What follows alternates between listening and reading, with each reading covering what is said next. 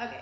Friends, hopefully you're doing well. Listen, we are super excited about today's conversation. We are. This is our kitchen conversations. We're bringing you guys into our favorite place in our whole house. It is our favorite It's place our favorite in the house. spot. Yeah, it is. It is. Yeah. And we're bringing you into some of the conversations we have all over this house. Yeah.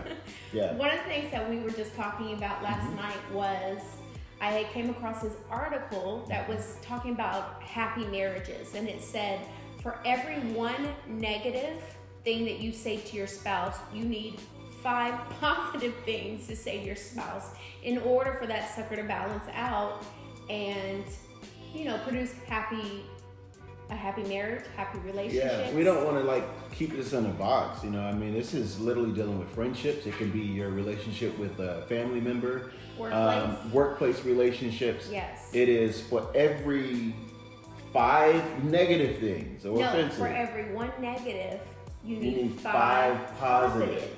And if you think about that, that just... And that's just a lot of work. It seems like that's a lot of energy, people. Okay, so here's the thing. We like having conversations about things that are work in progress, that we have kind of this is what works in us. We ain't got this one down yet, guys. Yeah, Let's just be honest. It is a for real work in progress. But it's very insightful because I think, it's like relationships. The currency, you got to have it's like a bank account. I love that you said currency because yes, that's exactly what I think. Here's one thing: the currency of a healthy relationship will always be love and communication. Mm-hmm. The currency of a dysfunctional relationship will be power. Wow, why? Why do you say that? Well, because if you can tell if you're in a dysfunctional relationship, if the person that you're in a relationship with, friendship with, if it's always about them being in control or having the power in the relationship. Or the final say. The buck starts with me, the buck stops with me. That is a dysfunctional relationship. There's no way to put it. But when it is a functional relationship, the currency will always be love. It will be communication. It will be sometimes compromise, and it will be trust. So this is a great thing. I think it helps to kind of balance it out and to make sure that there's deposits being made in the relationship. But even though we're saying balance it, you think that that's equal. I think that's the funny thing that got me about this particular article. Like 1-to-1, but it's not 1-to-1. It's not 1-to-1. It's 5-to-1. But it even made me think about our kids. Sometimes when we have to say things to them or correct them or bring something to their attention. Okay. I was driving yesterday and it made me think of that too. So not that we sweep things under the rug in this house. We don't. We call out things, right? Sometimes. Pretty much with our children. Sometimes we don't. No, with our kids. Sometimes I let stuff slide with the boys. Don't tell your mama. I won't tell your mama. We'll be all right. Well, I don't know about those things, so I can't speak to that. Yeah. But I can say it did make me think about our kids. For every one time that we need to come and bring something to their attention, which could be daily almost, all the more 5 times that we need to make sure that we're pouring into them with positive reinforcement. Yeah, that is so good. That sounds like a lot of extra energy and effort. A lot of extra energy. It is. But I think that if you look around and you actually take the time, you can find something that is praiseworthy. Yeah.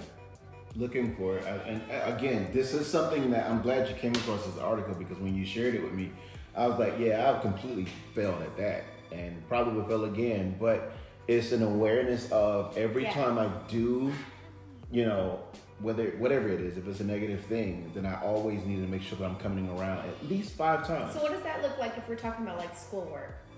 Or maybe there's one particular out of 6 or 5 subjects that they're doing well in. There's this one that they're not. Well, if we have to address that, what does that look like? Let me just say this. There a lot of you that are looking at us right now, and myself included, many of us, we were on the receiving end of people always telling us, they were giving us the 5 wrong things and then the 1 positive thing. And what that does, it breeds this a low self-esteem, really. You're constantly second guessing yourself. You don't know your worth.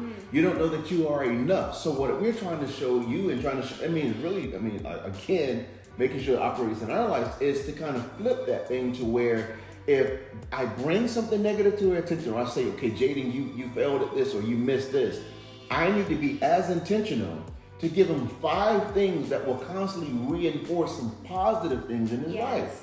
That's our That's so responsibility. good. So I wanted to share this with you again. We haven't mastered this.